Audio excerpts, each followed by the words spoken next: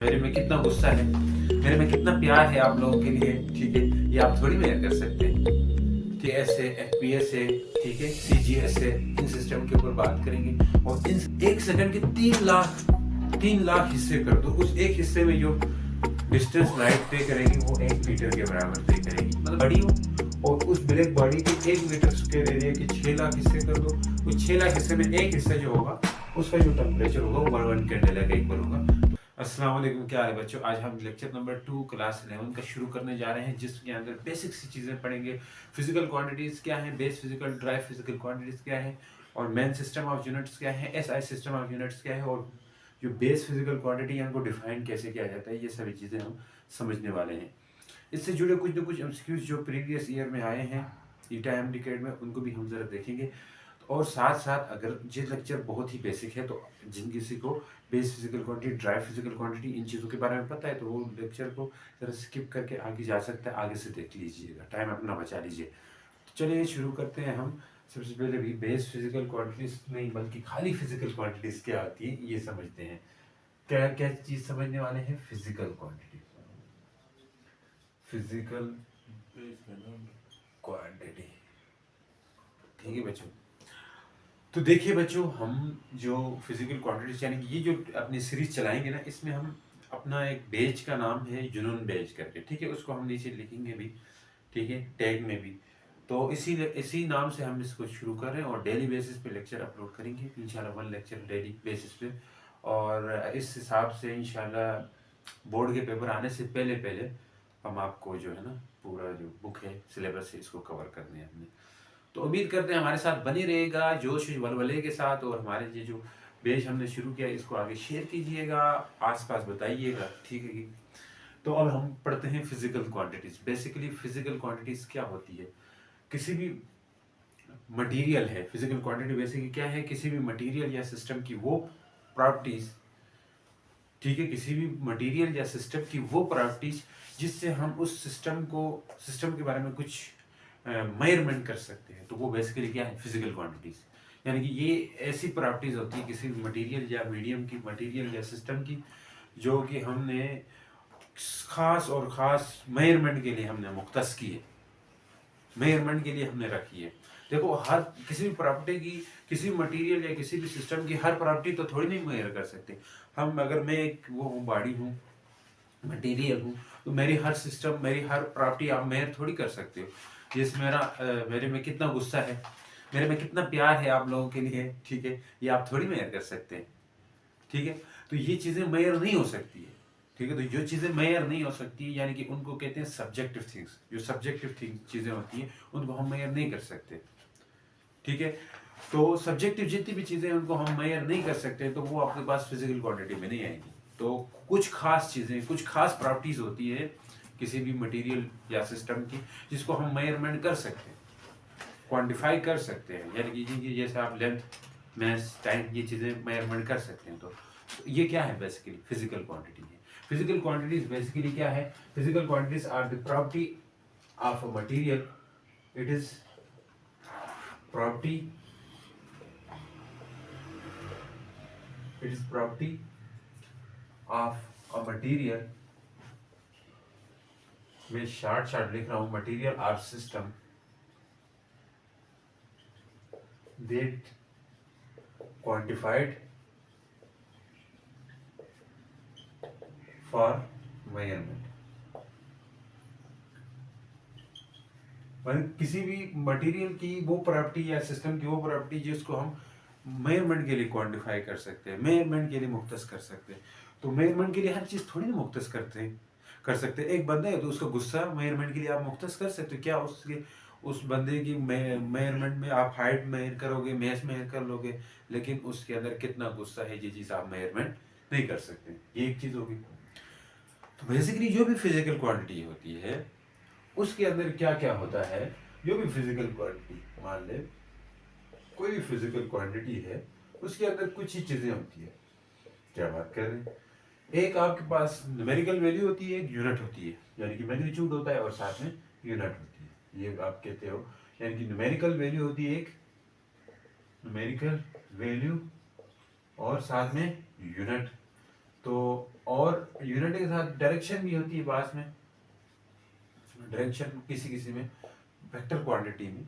तो इन इन दोनों को सिंपली हम कह सकते हैं कि क्या क्या होता है, मैग्नीट्यूड होते हैं और डायरेक्शन। डायरेक्शन के ऊपर हम बात नहीं करेंगे अभी, क्योंकि डायरेक्शन आगे जाके चल के बात करेंगे, वेक्टर स्केलर्स उस ऊपर। तो मैग्नीट्यूड बेसिकली कोई भी फिजिकल क्वांटिटी है, इसमें मैग्नीट्यूड होगा और यूनिट होगी। अभी के लिए ये समझो, डायरेक्शन के ऊपर नहीं करनी है हमने बात। 5 मीटर है, तो यहाँ 5 एक न्यूमेरिकल वैल्यू है। क्या है? न्यूमेरिकल वैल्यू है। मीटर एक यूनिट है। तो कभी फिजिकल क्वांटिटी होगी, उसके अंदर दो चीजें होंगी, एक न्यूमेरिकल वैल्यू, एक यूनिट होगी। लेकिन डायरेक्शन होती है, उसके ऊपर अभी हम बात नहीं करने वाले। तो ये दो चीजें होती है। इन दो चीजों, ये दो चीजें मिलती है तो तब आपके पास कोई ना कोई मतलब वो फिजिकल क्वांटिटी कहलाती है। अब ये चीजें इनमें से कोई एक मिस है, खाली 5 करके बोल देते हो, तो 5 आपके पास कोई एक फिजिकल क्वांटिटी को रिप्रेजेंट नहीं कर देगी। सिर्फ यूनिट बोलना भी काफी नहीं। तो यूनिट लाजमी है, बल्कि यूनिट बहुत ही इंपॉर्टेंट है किसी भी फिजिकल क्वांटिटी को प्रॉपर डिफाइन करने के लिए। अब यूनिट क्या होती है, इसको अगर आपको समझ आए तो ये चीज क्लियर होने वाली है। बेसिकली यूनिट जो है ना, उसको हम ऐसे डिफाइन कर सकते हैं, या यूनिट बेसिकली डिफाइन किया गया है एक तरह से, पहले से डिफाइन किया हुआ है यूनिट को, या जिसको अडॉप्ट किया गया हो। यूनिट क्या होती है? जिसको डिफाइन किया गया हो या अडॉप्ट किया गया हो। अडॉप्ट मतलब ये होता है, तो बच्चे को गोद लेने को कहते हैं ना, अडॉप्ट करना मतलब किसी बच्चे, किसी दूसरे के बच्चे को अपना बेटा मान ले, ये अडॉप्ट होता है इंग्लिश के अंदर। लेकिन यहाँ अडॉप्ट करना, उसको अख्तियार करना, किस किस वजह से अख्तियार करना, यूनिट अख्तियार कर लेते हैं ना। ये ऐसे नहीं थी कि अब मैथ्स के लिए केजी अख्तियार किया गया है, ऐसा नहीं है कि केजी मतलब मुख्तलिफ जमानों में मुख्तलिफ वर्ड्स इस्तेमाल किए जाते थे, लेकिन केजी को उन्होंने मैथ्स के लिए कर दिया। ठीक हो गया। अब बात करते हैं कि जो यूनिट होती है बेसिकली, इसको ऐसे डिफाइन या अडॉप्ट किया जाता है बाय कन्वेंशन, मतलब पुराने दादा परदादे से चल रहा था, तो इनको भी अडॉप्ट करना पड़ा। यानी यूनिट एक आती है कन्वेंशन की वजह से, यानी कि पुराने रीतो रवायात की वजह से यूनिट मतलब बंदा अख्तियार कर लेता है, यूनिट वही रख लेता है। दूसरा कोई लॉ के थ्रू, मतलब जब यानी कि कोई लॉ आ गया, जैसे स्पीड ऑफ लाइट से मुख्तलिफ चीजें आई तो कैंडल आ गया, यूनिट आ गई ना। तो मतलब ये एक लॉ के थ्रू आ जाती है, या कन्वेंशन के हिसाब से आ जाती है। कोई भी यूनिट हो, या तो लॉ के हिसाब से आती है या कन्वेंशन के हिसाब से आती है। तो यूनिट को हम डिफाइन या अडॉप्ट कर सकते हैं बाय कन्वेंशन, यानी कि रीतो रवायत के मुताबिक, या लॉ के जरिए। ठीक है, जिसको हम यूज करते हैं स्टैंडर्ड। अब अगर यूनिट आपने अडॉप्ट कर लिए या लॉ के जरिए उसको अख्तियार कर ले लिया, तो अब उसको हम स्टैंडर्ड मानेंगे फॉर मेजरमेंट्स के लिए। अगर कोई मेजरमेंट लेनी है तो उसको स्टैंडर्ड मानेंगे, उसको एक स्टैंडर्ड का दर्जा देंगे। जो कोई मेजरमेंट करेगा इसी के मुताबिक करेगा। अब यूनिट में भी यही होता है। यूनिट में हम मेजरमेंट करने की वजह यही होती है, उसको स्टैंडर्ड मान के हम सब उसी यूनिट में मेजर कर रहे होते हैं चीज़ों को। जैसे केजी है तो केजी को सभी हम केजी में मेजर करेंगे, क्योंकि उसको स्टैंडर्ड लेंगे फॉर मेजरमेंट्स के लिए, फॉर सम क्वांटिटीज। ठीक है, कुछ क्वांटिटीज के लिए हम ये लेते हैं। अब हम बात करते हैं फिर से, यूनिट बेसिकली क्या होती है, इसको डिफाइन किया जाता है। यूनिट ऐसी चीजें होती है जिनको डिफाइन किया जाता है या उनको अडॉप्ट किया जाता है कन्वेंशन के थ्रू या लॉ के थ्रू, जिसको हम यूज करते हैं, स्टैंडर्ड करते हैं फॉर मेजरमेंट के लिए। ठीक है, आप सम क्वांटिटीज, कुछ कुछ किस्म की क्वांटिटीज के लिए, हर किस्म की क्वांटिटीज के लिए थोड़ी नहीं कर सकते। जैसे सब्जेक्टिव क्वांटिटीज भी होती है। सब्जेक्टिव क्वांटिटीज में क्या आता है, प्यार, गुस्सा, नफरत, ये सब्जेक्टिव चीजें। तो सब्जेक्टिव क्वांटिटीज के लिए नहीं करेंगे, सिर्फ और सिर्फ किसके लिए करेंगे, फिजिकल क्वांटिटीज के लिए करेंगे। तो यूनिट के बारे में हम लिखते हैं, तो आपको समझ आई कहानी सारी मैंने बताई है यूनिट के बारे में कि यूनिट क्या होती है। Unit is defined as is defined or adopted by convention, by adopted convention or by law, convention के जरिए या किसी लॉ के जरिए यूनिट को अडॉप्ट किया जाता है। ठीक है, और अडॉप्टेड बाय कन्वेंशन और by law that can be, समझाऊंगा एक दो फिर, can be used as a standard for measurement,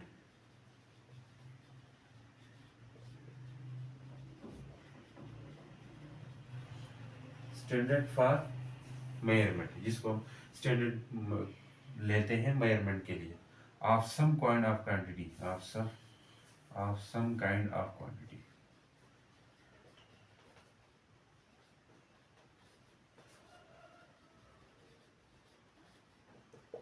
कुछ किस्म के के लिए हम क्वांटिटीज के लिए हम ये स्टैंडर्ड लेते हैं, सभी क्वांटिटीज के लिए नहीं लेते हैं। अब देखें कुछ स्टैंडर्ड डेफिनेशन यही है, कुछ कोई मतलब ये है कि standard with things are compare करके 9-10 में छोटी छोटी यूनिट की डेफिनेशन करते थे। अब इस तरह की डेफिनेशन नहीं करनी है आपने, थोड़ी स्टैंडर्ड होना, डेफिनेशन में भी कोई वजन होना चाहिए। तो ये एथेंटिक है कि जिनको हम अडॉप्ट करते हैं, यूनिट कैसे लेते हैं, या तो अडॉप्ट किया जाता है या उसको ला के जरिए लिया जाता है। अब अडॉप्ट करना मतलब मैं से केजी था, ये अडॉप्ट किया हमने, ठीक है, अपने जो रीत और रवाज अपने दादा परदादा से, ठीक है, अपने पुरजों से।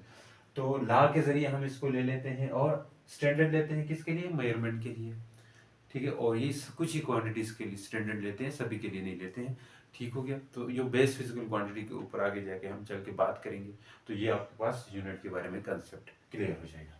अब देखिएगा यहाँ पे मीटर है, तो मीटर बेसिकली एक यूनिट है, कन्वेंशन के लिहाज से ले लिया गया था। अब ये चीज़ों के बारे में हम मतलब डिटेल में जाके खुल के बात करने वाले हैं कि यूनिट्स और base units drive physical quantities और उनको डिफाइन कैसे किया गया, और इसके ऊपर डिफाइन कैसे किया गया, इनके डेफिनेशन के ऊपर एमसीक्यूज आए हुए हैं। मैं बता रहा हूँ आप लोगों को, डेफिनेशन के ऊपर एमसीक्यूज आए हुए हैं। तो अब ये आपके पास सिंपल सा खुलासा रहा। अब हम बात करने जा रहे हैं कि बेसिकली जो फिजिकल क्वांटिटी है उनको एक बताने के लिए, अब हमारे चैप्टर का नाम ही यूनिट्स एंड मेजरमेंट है, तो हम सब सीखेंगे कि यूनिट के बारे में पता चल गया। अब यूनिट बहुत तरह के होते हैं, कुछ यूनिट्स को अडॉप्ट किया जाता है, कुछ यूनिट्स को ला के थ्रू मतलब उसको ले लिया जाता है, ठीक है, फार्मूले के थ्रू ले लिया जाता है। लेकिन जो अक्सर जो मेजरमेंट है उसके ऊपर हम बात करें, अब मेजरमेंट के ऊपर बात नहीं करते हैं तो हम वो भी बात करेंगे कि मेजरमेंट क्या होती है। मेजरमेंट बेसिकली एक कंपैरिजन होता है एक अननोन क्वांटिटी और नोन क्वांटिटी के बीच में। तो एक तरीका है, एक कंपैरिजन है बेसिकली किन के बीच में, एक अननोन क्वांटिटी और एक नोन क्वांटिटी के बीच में। तो इसके ऊपर भी बात करते हैं कि बेसिकली मेजरमेंट होती क्या है, यहीं पे बात कर देते हैं। बेसिकली मेजरमेंट क्या है, हमने बात की, कंपैरिजन है किसी भी अननोन क्वांटिटी का नॉन क्वांटिटी के साथ। It is a process of, it is process of comparison between किसके बीच में, अननोन क्वांटिटी एंड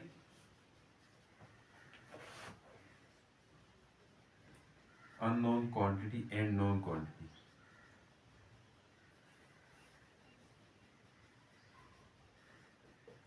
इसका वही मेजरमेंट हो, ठीक है। अब बात करते हैं हम बेसिकली कंपैरिजन कैसे करते हैं। आप एक स्केल ले लेते हो, यहाँ पे मैं बना देता हूँ, एक स्केल ले लेते हो। अब इस स्केल में रीडिंग्स होती है, ठीक है, 0 से 1 2 3 4 5, फिर 1 2 3 4 5, 1 2 3 4 5, जो भी एक्सरसाइज। अब यहाँ पे किसी चीज़ को मेजरमेंट कर लेते हैं आप, तो मेजरमेंट के दौरान आपने कंपैरिजन करनी होगी, मतलब ये कितने तक आई है। इस चीज़ की जो पेंसिल है या ये रॉड है, इसकी लेंथ आपके पास अननोन थी, ये अननोन क्वांटिटी है, इसकी लेंथ जो है ना अननोन है। लेकिन नीचे स्केल में आपने जो मार्क किए हुए, जो स्केल में जो डिविजन्स रखी हुई है, ये आपको नॉन है, तो ये नॉन क्वांटिटी होगी। तो इस नॉन का अननोन के साथ कंपेयर करके इस नॉन वाले की कितनी लेंथ है ये आप बता देते हो, सिंपल सी बात है। तो ये बेसिकली आप एक कंपैरिजन कर रहे होते हैं, एक नॉन क्वांटिटी और एक अननोन क्वांटिटी के बीच में। तो ऐसा तरीके जिसमें हम एक अननोन क्वांटिटी को नॉन के साथ कंपैरिजन करें, तो वो बेसिकली मेजरमेंट होती है। मेजरमेंट का तरीका भी यही होता है, इवन हर कोई भी चीज़ जो है ना ऑथेंटिक नहीं है, उसको मेजरमेंट करके लाते हैं, उसको कंपेयर करके ला रहे होते हैं। मेजरमेंट का मतलब ही यही है कि आपने अननोन का नोन के साथ कंपैरिजन करना है। मेजरमेंट कोई बोल रहा है मैं कर रहा हूँ, तो इसका मतलब क्या है कि वो उस अननोन क्वांटिटी का कंपैरिजन कर रहे हैं, ठीक हो गया। अब इससे जुड़ी हुई कुछ क्वांटिटी, जो फिजिकल क्वांटिटीज है, वो आपके पास दो तरह की होती हैं, जो आपके पास base physical quantity, derived physical quantity, और तीसरी भी है सप्लीमेंट्री फिजिकल क्वांटिटी, लेकिन वो हम आगे जाके बात करेंगे। वो टोटली ज्योमेट्री से रिलेटेड क्वांटिटीज है, तो उनको वहाँ पे हम रखते हैं, तो उसके लिए एक अलग सा लेक्चर होगा। तो अब हम बात करने वाले हैं base physical quantity, derived physical quantity क्या होगी, इन सभी चीज़ों के ऊपर। उम्मीद करता हूँ समझ आ रही है, हिम्मत नहीं आ रही है बच्चों। बेसिकली बात ये है ना कि लेक्चर आपको सही से अपलोड करके दें तो इसको देखिए, आपको फ़ायदा होगा। तब एक प्योरली चीज़ होगी जो आपको समझने के लिए, ठीक है। अब हम बात करते हैं किसके ऊपर, कि बेस फिजिकल क्वांटिटी क्या होती है। बेस फिजिकल क्वांटिटी,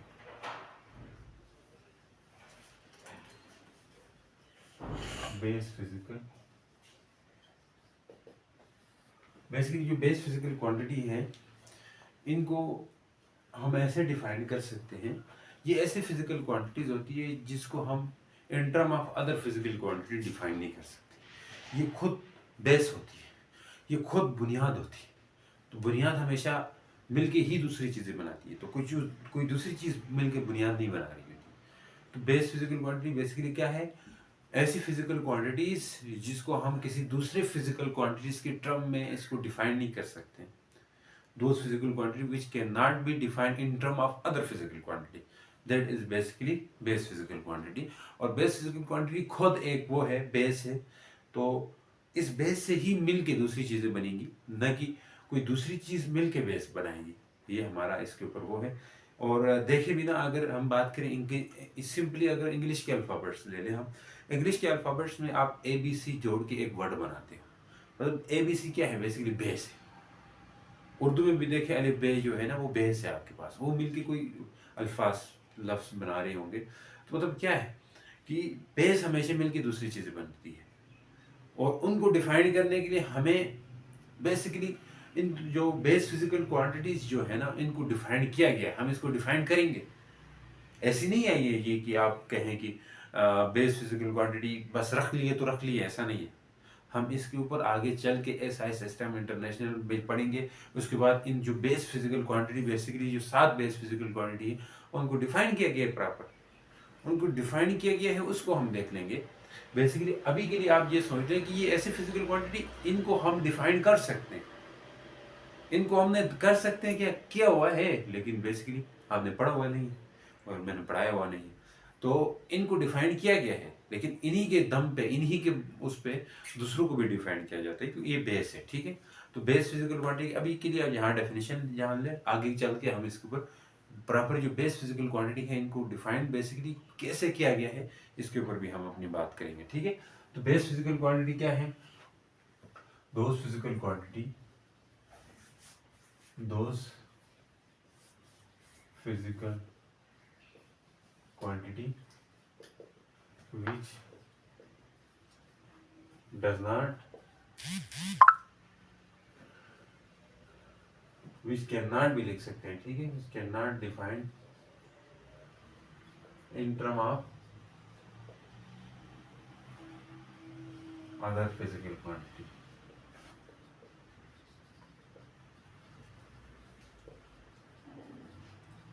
दूसरी फिजिकल क्वांटिटी के टर्म में इनको हम डिफाइन नहीं कर सकते। बेसिकली जैसे मैस है, मीटर, मैस है तो केजी, मीटर यानी कि लेंथ के लिए, इनको ये ऐसी चीजें, इनको हम डिफाइन, तो ये बेस है, इनको हम कैसे, यानी कि दूसरी फिजिकल क्वांटिटीज, यानी कि स्पीड होगी, हाँ, डेंसिटी होगी, प्रेशर हो गया, इनसे हम डिफाइन नहीं कर सकते इनको। वो भी फिजिकल क्वांटिटीज ही है, लेकिन इनको खुद डिफाइन किया गया है, लेकिन किसी और के जरिए हम इनको डिफाइन नहीं कर सकते, तो इसलिए ये बेस है, ठीक हो गया। अब हम बात करते हैं dry physical quantities. Dry physical quantities ये क्या होती है, ऐसी फिजिकल क्वांटिटीज जिनको डिफाइन किया जा सकता है in term of base physical quantity. Base physical quantity की टर्म में ही इनको डिफाइन किया गया है। Those physical quantity which can be defined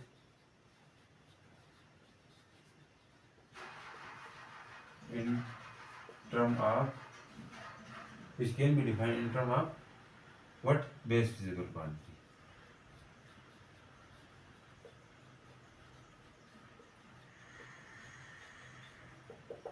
इनको हम ड्राई फिजिकल क्वांटिटी बोल देते हैं। जैसे अगर स्पीड की बात करें, स्पीड, अब यहाँ से आपको अंदाजा, मीटर डिवाइड बाई सेकंड, तो यहाँ पे दो बेस फिजिकल क्वांटिटी इन्वॉल्व है इस स्पीड को डिफाइन करने के लिए। Change in distance with respect to time, यानी कि चेंज इन लेंथ है। ये बेसिकली क्या है, मीटर, ऊपर मीटर है ना, मीटर बोले, नीचे क्या है, सेकंड टाइम है। यानी कि टाइम में चेंज आ रहा है, लेंथ में चेंज आ रहा है टाइम के हिसाब से। तो ये बेसिकली क्या है, दो बेस फिजिकल क्वांटिटी डिवाइड होके या मल्टीप्लाई होके इसको डिफाइन कर रही है स्पीड को, जो कि एक अदर फिजिकल क्वांटिटी है, यानी कि एक ड्राइव फिजिकल क्वांटिटी है स्पीड, इसको डिफाइन कर रही है इन दो, ये दो फिजिकल ये दो बेस फिजिकल क्वांटिटी डिवाइड होके मल्टीप्लाई भी होके करती हैं, ये दो डिवाइड होकर के इसको डिफाइन कर रही है, जो कि एक ड्राइव फिजिकल क्वांटिटी है। स्पीड एक ड्राइव फिजिकल क्वांटिटी है। ये यहाँ पे दो बेस फिजिकल क्वांटिटी डिवाइड होके इस चीज को डिफाइन कर रही है। तो हम कह देते हैं कि यहाँ जब दो बेस फिजिकल क्वांटिटी डिवाइड या मल्टीप्लाई होके किसी दूसरे ड्राइव फिजिकल क्वांटिटी को डिफाइन करते हैं, यानी कि दो base physical, basically these are the base physical quantity, base physical quantity यहाँ पे डिवाइड होकर के एक ड्राइव फिजिकल क्वांटिटी को डिफाइन कर रहे हैं, जो आपके सामने दिख रहा है। तो ये क्या है, ये ड्राइव फिजिकल क्वांटिटी है। तो ड्राइव फिजिकल की डेफिनेशन ही हमने यही इसी तरह करी है। तो उम्मीद करता हूँ ये चीज़ समझ आ रही है। तो बेसिकली ये यूनिट्स है, ये बहुत सारी हैं। अगर आप देखें, कोई कोई यूनिट है ये फीट में भी लेता है, फीट पर सेकंड करके ले लें, कोई मतलब स्पीड को फीट पर सेकंड में भी कर सकता है, ठीक है। सेंटीमीटर पर सेकंड बोल दें, वो भी अपनी बात सही है। तो मतलब यहाँ पे स्पीड को हम तरह तरह से ले सकते हैं, यानी मीटर पर सेकंड नहीं बल्कि फीट पर सेकंड ले लें और सेंटीमीटर पर सेकंड ले लें। बेसिकली लें तो क्यों लें, बेसिकली इस दुनिया में मेन जो बड़े सिस्टम ऑफ यूनिट्स थे पहले, अभी तो एसआई सिस्टम को ही सबसे बड़ा सिस्टम माना जाता है, लेकिन उसके अलावा अभी भी कुछ सिस्टम एग्जिस्ट कर रहे हैं, जो तीन बड़े सिस्टम्स हैं, जो three main system of units हैं। उसमें एमकेएस है, एफपीएस है, ठीक है, सीजीएस है। इन सिस्टम के ऊपर बात करेंगे। और इन सिस्टम में बेसिकली आमतौर पर जो यूनिट्स रहे, मेस, टाइम और लेंथ के लिए क्या क्या यूनिट्स हैं इनकी, उसके ऊपर ज़रा बात करेंगे, क्योंकि इसके ऊपर थोड़ा बहुत पूछ सकते हैं आपसे। तो इस चीज़ के ऊपर हम बात करेंगे। तो मेन सिस्टम ऑफ यूनिट्स कौन से हैं, तीन है, मैंने बोला है main system of units. Main system of units में हम तीन चीज़ों के बारे में बात करें। तीन चीज़ों मतलब लेंथ, ठीक है, मेस, ठीक है, एफपीएस है तो लेंथ, मेस एंड टाइम, इन चीज़ों के बारे में हम बात करेंगे। इन तीन मेन सिस्टम ऑफ यूनिट तीन है, एक है सीजीएस, एक है एफपीएस, एक है एमकेएस। इन तीनों के हम एक एक करके उसके बारे में बात करेंगे, इनमें कौन कौन सी यूनिट्स हैं और कौन कौन सी यूनिट्स रखी गई है, इनके ऊपर हम बात करेंगे। सबसे पहले लेंथ, लेंथ क्या है, दूसरी बात यहाँ पे मेस क्या है इन सिस्टम्स में, फिर है टाइम के लिहाज से देखेंगे, तीनों चीजें हम देखेंगे। सीजीएस में लेंथ को जो है ना सेंटीमीटर से मेजर करते हैं, सीएम सेंटीमीटर। सीजीएस में मेस को ग्राम में मेजर करते हैं, जी, और टाइम को सेकंड में मेजर करते हैं, समझ आओ। एफपीएस में नाम ही सीजीएस इसलिए रखा है, सेंटीग्राम सेकंड, यही नाम से जाए। फुट पाउंड सेकंड, फुट यानी कि एफटी, पाउंड को एलबी से रिप्रेजेंट करते हैं, याद रखें। सेकंड को सेकंड ही होगा, फुट पाउंड सेकंड, ये एफपीएस है। एमकेएस क्या है, metre, M kilogram, KG, second. तो ये है एमकेएस सिस्टम। 1960 में वेट एंड मेयर वाले जो आप कॉन्फ्रेंस हुई थी, उसमें एमकेएस सिस्टम को एडवांस किया गया, ठीक है। एडवांस करके इसी को हम क्या बनाया गया, इस सिस्टम को ही उन्होंने एसआई सिस्टम बनाया। ये एसआई सिस्टम बना दिया किससे, जो आपके पास एमकेएस सिस्टम है था, इससे एसआई सिस्टम बना दिया है। 19 कब बनाया है, 1960 में, इसी को ही एसआई सिस्टम बना दिया। तो बाकी सिस्टम जो है एफपीएस है, ये अभी भी आज के दौर में भी ब्रिटिश के अंदर चल रहे हैं, ये दोनों सिस्टम ऑफ यूनिट, ठीक हो गया। अब जरा हम बात करेंगे एसआई सिस्टम क्या है। एसआई सिस्टम बेसिकली एक कंप्लीट सेट ऑफ यूनिट्स है, यानी कि एसआई सिस्टम के अंदर जितने भी आप मेजरमेंट्स लेनी है, किसी भी चीज़ की मेजरमेंट लेनी है, तो उसको आपने जो एसआई सिस्टम के अंदर जो यूनिट्स रखी गई है, उन यूनिट्स के बारे में आपने मतलब वहाँ से यूनिट उठानी पड़ेगी। अगर मान लें आपने कोई एक्सपेरिमेंट करना है, उस एक्सपेरिमेंट के अंदर कौन कौन से यूनिट आपने ले लेने हैं, यानी यूनिट हमेशा लेने होते हैं एसआई सिस्टम को देख के, क्योंकि अगर आप अपने मर्जी के यूनिट्स लोगे तो बेशक आप मेजरमेंट करके उसके बाद दुनिया को दिखाओगे तो दुनिया को आपने एसआई सिस्टम में दिखाना होगा। तो इसीलिए आपने यूनिट एक्सपेरिमेंट करते हुए जो यूनिट चूज करने होते हैं, जो यूनिट आपने लेने होते हैं, वो एसआई सिस्टम से लेने होते हैं। तो इसीलिए एसआई सिस्टम के अंदर बहुत सारे यूनिट्स है, हर तरह की मेजरमेंट्स के लिए यूनिट्स है वहाँ पे मौजूद, आपने उन्हीं यूनिट्स के मुताबिक ले लेना होता है। तो एसआई सिस्टम में हम बात करेंगे, एसआई सिस्टम में क्या कुछ है, उम्मीद करते हैं आपको समझ आ रही है।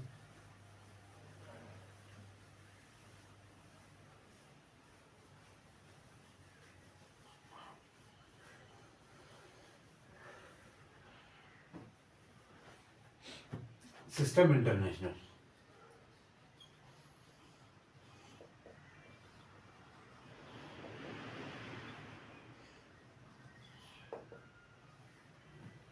ये क्या है? It is a complete set of unit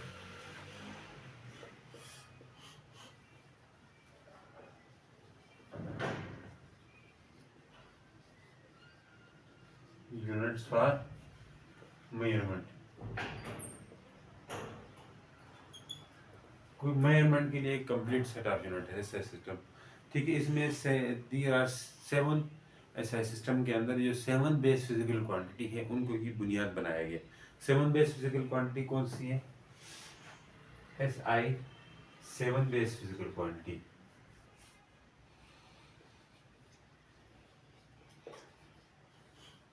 SI 7 base physical quantity कौन कौन सी आपको पता है? लेंथ के लिए क्या है, और मेस के लिए क्या है, टाइम के लिए क्या है, करंट के लिए क्या है, टेम्परेचर के लिए क्या है, ठीक है, अमाउंट ऑफ सब्सटेंस के लिए क्या है, ठीक है, लाइट इंटेंसिटी के लिए क्या है,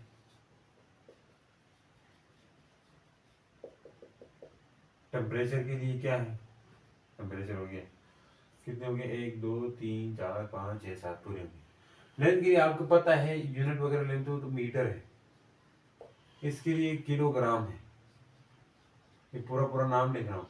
टाइम के लिए सेकंड है, करंट के लिए एम्पियर है, टेम्परेचर के लिए क्या है?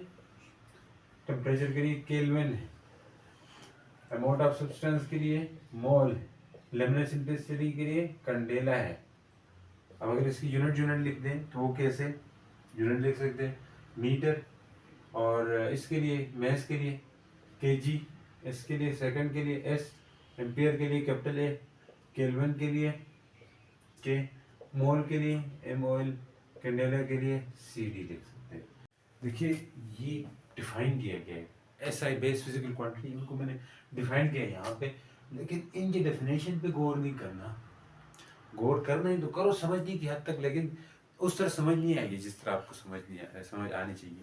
क्यों नहीं आएगी? उसकी बेसिक वजह ये है कि ये कुछ हाई लेवल की टर्मिनोलॉजी यहाँ पे ऐड कर दी है, और उस हाई लेवल की टर्मिनोलॉजीज को ऐड करके इनको डिफाइन किया गया। आमतौर पर बच्चों की तरह डिफाइन नहीं किया गया कि कुछ हाई लेवल की यहाँ पे टर्मिनोलॉजीज ऐड किए फिर इनको डिफाइन किया प्रॉपर।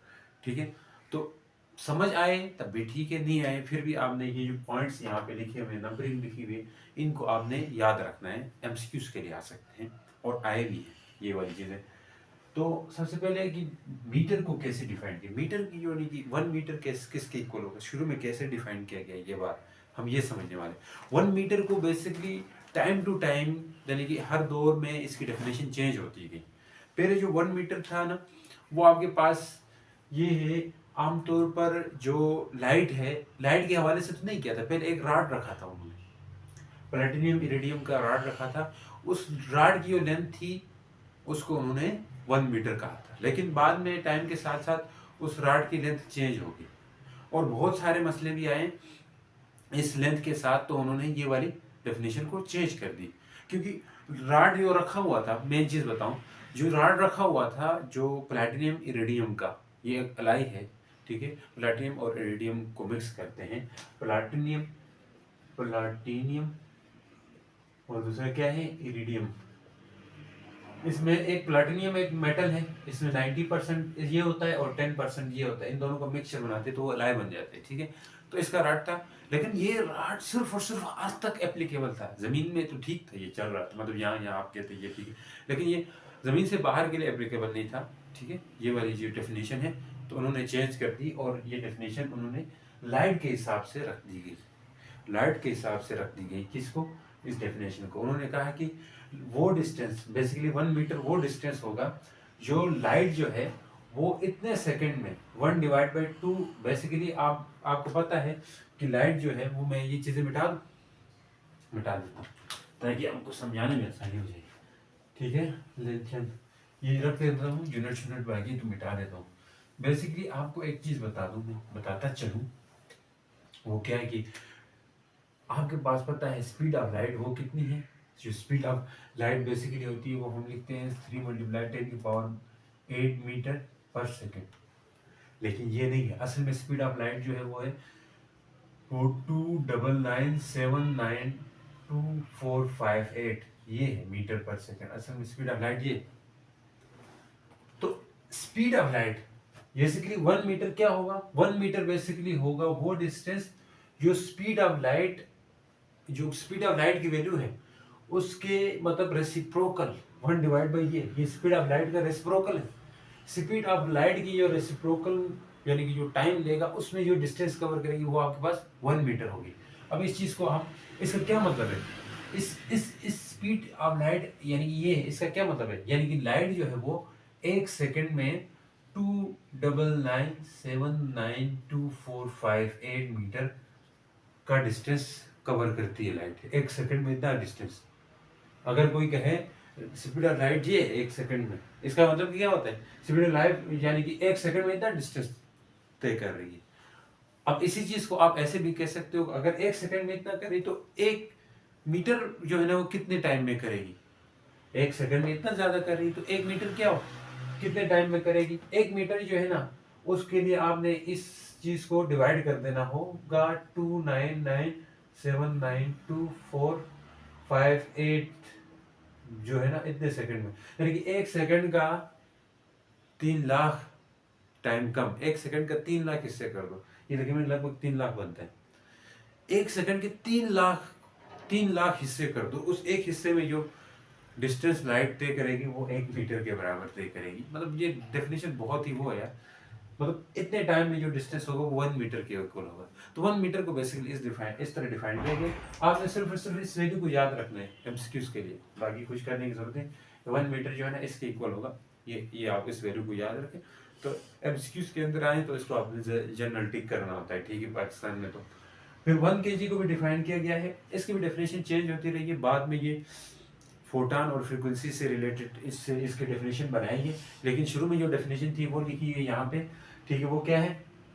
अभी अभी के लिए इसकी डेफिनेशन चेंज की है कि जो मेस ऑफ सिलेंडर है, प्लैटिनम इरिडियम का एक सिलेंडर था, उसको जो रखा गया है कहाँ पे? इंटरनेशनल बैरो में, ठीक है। तो उसका जो मैस है उसको 1 kg कंसिडर किया गया, लेकिन ये भी अर्थ के लिए अंदर के लिए एप्लीकेबल है, बाहर के लिए एप्लीकेबल नहीं है। तो इसकी डेफिनेशन भी चेंज हुई है अभी के दौर में।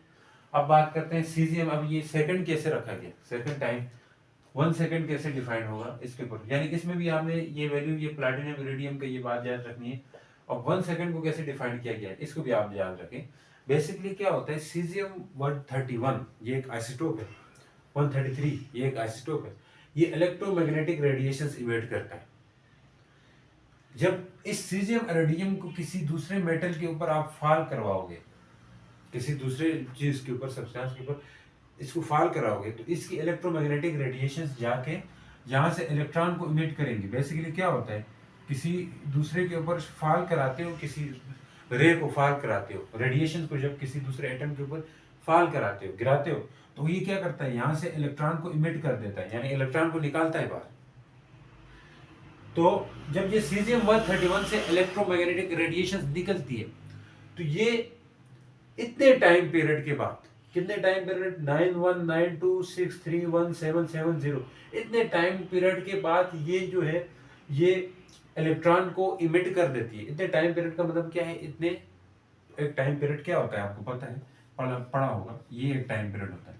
तो इस तरह के कितने टाइम पीरियड होते हैं? इतने ज्यादा टाइम पीरियड। जब इतने ज्यादा टाइम पीरियड होंगे, उसके बाद इतने ज्यादा टाइम पीरियड होने के लिए जो टाइम चाहिए होगा, बेसिकली इतने ज्यादा टाइम पीरियड बहुत ज्यादा होते हैं। अब रेडिएशन है तो रेडिएशन के अंदर, बेसिकली लाइट के अंदर जो टाइम पीरियड होते हैं वो जल्दी जल्दी कवर होते हैं, बहुत ज़्यादा, एक सेकंड में बहुत ज़्यादा होते हैं। तो एक सेकंड में लगभग इस सीजियम 131 के जो टाइम पीरियड होते हैं वो कितने कवर हो रहे होते हैं? 9192631770। इतने टाइम पीरियड के बाद जो दो इलेक्ट्रॉन्स लेवल, यानी कि दो energy levels, selected transition between two levels, यानी कि दो लेवल्स के बीच में, दो लेवल का मतलब ये एक लेवल ये एक लेवल ये, इन दो लेवल्स के बीच में जो ट्रांजिशन होती है इलेक्ट्रॉन को बाहर इमिट करने के लिए, वो ट्रांजिशन यानी कि जब इतने टाइम पीरियड होंगे तब एक इलेक्ट्रॉन बाहर जाएगा, तो उस वक्त जो टाइम लगेगा वो एक सेकंड का लगेगा। ये डिफाइन किया गया इस तरह, ठीक है, हैरान नहीं होना। तो इसमें भी ये वैल्यू याद रखें, अगर नहीं समझ आ रही है तो उम्मीद करता हूँ समझ आई होगी। यानी कि सिंबल से बता, बात ये है कि सीजियम 131 इससे जो रेस निकलती है वो रेस अपने अंदर यानी कि किसी दूसरे मटेरियल में जब फॉल करते हैं, तो तब जो इलेक्ट्रॉन को एक लेवल से दूसरे लेवल में जाने के लिए वो रे जब इतने टाइम पीरियड करेगी, तो वो टाइम पीरियड एक सेकंड में होंगे, उस एक सेकंड जो है ना वो बेसिकली इस चीज के इक्वल हो जाएगा। तो उम्मीद करता हूँ 1 एम्पियर क्या होगा, आमतौर पर 1 एम्पियर को भी डिफाइन किया गया है, ठीक है। तो ये भी बेस यूनिट है, देखो ये खुद डिफाइन है लेकिन किसी की मदद से नहीं किया गया डिफाइन, ठीक। अब आप बोलेंगे यहाँ पे अंदर जो हमने प्रॉपर एक तरीका लिया हुआ है कि वो भी कैसे तरीके, यानी कि ऐसा तरीका हो जो हर लेवल पे एप्लीकेबल हो। ये से मान लें दो अगर वायर्स हैं वैक्यूम में, जो दो वायर्स हैं यहाँ पे वैक्यूम में कहीं पे भी है, तो इनके बीच में फासला 1 मीटर का है। मान लें 1 मीटर आपने फासला रखा दो वायर्स के बीच में, और दोनों में करंट सेम जा रहा है और एक ही डायरेक्शन में। अब जब एक ये वायर है एक ये वायर है, इसमें भी करंट ऊपर जा रहा है, इसमें भी करंट ऊपर जा रहा है। तो जब भी दो वायर्स के बीच में करंट एक डायरेक्शन में जाता है, तो ये एक दूसरे के ऊपर फोर्स लगाती है, मतलब फोर्स ऑफ अट्रैक्शन होगी। तो उस वक्त ये जो फोर्स लगाते हैं वो कितने लगाते हैं? 2 मल्टीप्लाई 10 की पावर -7 न्यूटन पर मीटर। जब ये इतनी फोर्स लगाए तो तब उस वक्त जो करंट फ्लो करेगा उस वायर में से वो 1 एम्पियर के इक्वल होता है। सिंपल सी बात बता दूं कि जब जब वायर दो वायर्स हो जो 1 मीटर दूर हो, उनके बीच में फोर्स 2 मल्टीप्लाई 10 की पावर -7 न्यूटन पर मीटर लगे, उस वक्त जो करंट जाएगा वायर में से वो 1 एम्पियर के बराबर होगा। अब बात करते हैं केल्विन की। Kelvin basically triple point of water, जो केमिस्ट्री पढ़ते हैं उनको पता होगा, ट्रिपल पॉइंट ऑफ वाटर वो होता है जिसमें वाटर की तीनों faces, gaseous state, solid state और लिक्विड स्टेट, ये सारी एक ही पॉइंट एक ही टेम्परेचर पे एग्जिस्ट करें तो उसे हम ट्रिपल पॉइंट कहते हैं। तो उस ट्रिपल पॉइंट को उन्होंने एक केल्विन ले लिया था, यानी कि वो ट्रिपल पॉइंट कितना डिग्री होता है? 0.01 डिग्री कहते हैं, या 1 डिवाइड बाई 273.16 डिग्री को triple point of water, triple point of water को ही 1 केल्विन कह दिया गया है। ये आपके पास क्या है? 1 केल्विन के इक्वल है। बात समझ आई कि नहीं? मोल क्या होता है समझ आई होगी। मोल क्या होता है कि number of atom ion molecule in 0.012 kg, यानी कि 12 ग्राम कार्बन में जितने नंबर ऑफ एटम या मॉलिक्यूल होंगे, एटम होंगे, उसको एक मोल कह दिया गया है। और वो कितने होते हैं आपको पता है? 6.022 मल्टीप्लाई 10 की पावर +23 एटम्स होते हैं, तो इसी को एक मोल कह दिया गया है। इंटेंसिटी ऑफ, अच्छा कैंडेला क्या होती है? ये इसी के ऊपर एमसीक्यू आया था basically. Candela basically black body का टेम्परेचर होता है। ब्लैक बॉडी कैसी होती है ये आप सेकंड ईयर में जाके पढ़ेंगे आखिर में। ब्लैक बॉडी एक ऐसी बॉडी है जो हर तरह के रेस एब्जॉर्ब या इमिट कर सकती है, उसको ब्लैक बॉडी कहते हैं। ब्लैक बॉडी का जो सरफेस है वो कितना हो? 60 यानी कि 6 लेख यहाँ पे कहते हैं। जब उसका यानी कि इतना एरिया हो, ये बहुत थोड़ा एरिया होता है। 1 मीटर स्क्वायर का कितना हिस्सा? 1 मीटर स्क्वायर का यानी कि आप 1 मीटर स्क्वायर एरिया का आप 6 लाख हिस्से कर दो, 6 लाख हिस्से कर दो। 1 मीटर स्क्वायर एरिया के 6 लाख हिस्से कर दो, बहुत थोड़े हिस्से होंगे। उन 6 लाख हिस्से में से जो एक हिस्सा होगा उसका जो टेम्परेचर होगा वो 1 कैंडेला के बराबर होगा। ब्लैक बॉडी हो और उस ब्लैक बॉडी के 1 मीटर स्क्वायर एरिया के 6 लाख हिस्से कर दो, उस 6 लाख हिस्से में एक हिस्सा जो होगा उसका जो टेम्परेचर होगा वो 1 कैंडेला का इक्वल होगा। तो आपने ये यूनिट और ये फिगर आपने याद रखनी है कैंडेला के लिए। तो उम्मीद करता हूँ समझ आई होगी। मिलते हैं नेक्स्ट वीडियो के साथ, तब तक के लिए गुड बाय, अल्लाह हाफ़िज़।